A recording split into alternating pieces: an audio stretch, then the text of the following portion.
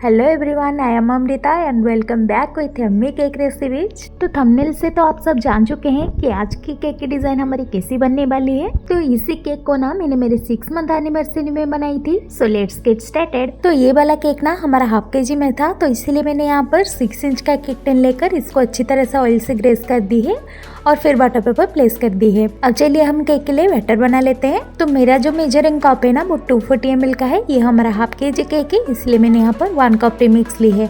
और ये हमारा चॉकलेट फ्लेवर का केक था, तो इसलिए मैंने कुछ प्रीमिक्स को निकाल दी है और उतनी ही कोको पाउडर ऐड कर दी है। अब हमें इसको अच्छी तरह से छान लेनी है। छानने से क्या होगा ना, हमारा जो बैटर बनेगा वो एकदम ही लम्स फ्री बनेगा। अब हमें इसमें 1 टीस्पून ऑयल ऐड कर देनी है। अब पानी हमें हमेशा थोड़ी थोड़ी करके ही ऐड करनी है, पानी का हमें कोई मेजरमेंट नहीं लेनी है।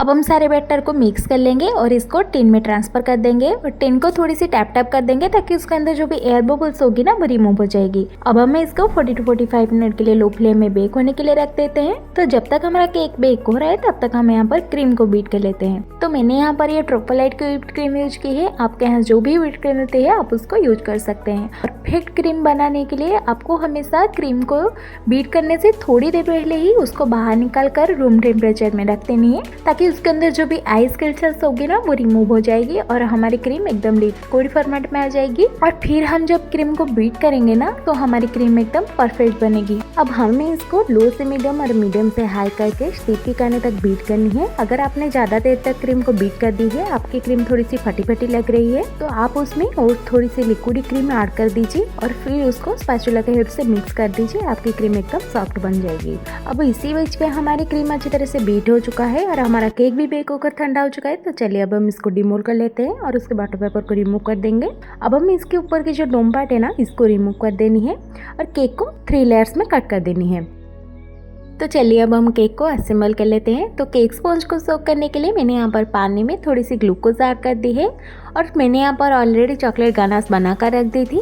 परफेक्ट चॉकलेट गनाश बनाने के लिए आपको हमेशा 2:1 की रेशियो रखनी है। 2 पार्ट आपको चॉकलेट लेनी है और 1 पार्ट आप फ्रेश क्रीम या फिर मिल्क ले सकते हैं। अब हम यहाँ पर स्पॉन्ज के एक लेयर देंगे, उसको हमें अच्छी तरह से सोकिंग करने के बाद मैंने यहाँ पर क्रीम के एक लेयर दे रही है और क्रीम में मैंने यहाँ पर थोड़ी सी गनाश मिक्स करके लगा दी है और फिर हमें चॉकलेट गनाश की एक अच्छी सी लेयर देनी है।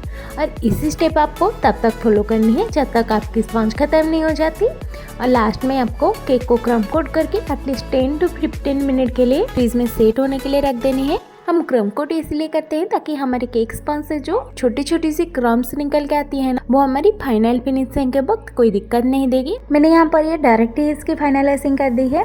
मुझे इसके आउटर कवरिंग को ना एकदम ही व्हाइट रखनी थी, तो इसलिए मैंने यहाँ पर व्हाइट कलर की क्रीम लेकर इसको अच्छी तरह से स्मूथली फिनिशिंग दे दी है। और जब तक आपकी क्लियर एजेस नहीं आ जाती केक में तब तक आपको स्क्रैपर और पैलेट नेप के हेल्प से अच्छी तरह से स्क्रैप करते हुए फिनिशिंग देनी है। फाइनलाइजिंग करने के बाद मैंने कुछ देर फ्रीज में केक को सेट होने के लिए रख दिया था। अब मैंने यहाँ पर ये 12 इंच का केक बोर्ड ली है और केक को यहाँ पर शिफ्ट कर दी है।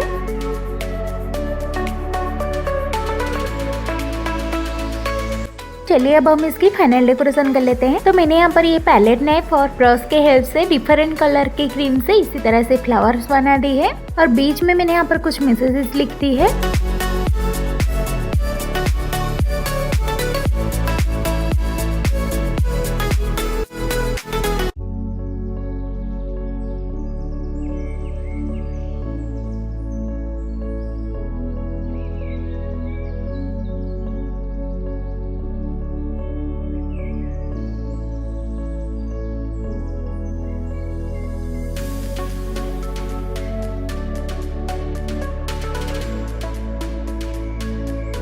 तो केक में थोड़ी सी शाइन लाने के लिए मैंने यहाँ पर सिल्वर मेटेलिक स्प्रे का यूज किया है और लास्ट में मैंने यहाँ पर कुछ व्हाइट स्प्रिंकल लगाकर हमारे केक के लुक को कंप्लीट कर दी है। और मुझे यहाँ पर ना एक कैलेंडर रखनी थी, तो मैंने यहाँ पर एक कैलेंडर लगा दी है और एक कपल का स्टिकर भी लगा दी है और बोर्ड में कुछ कुछ डेकोरेशन करके हमारी केक के लुक को कंप्लीट कर दी है।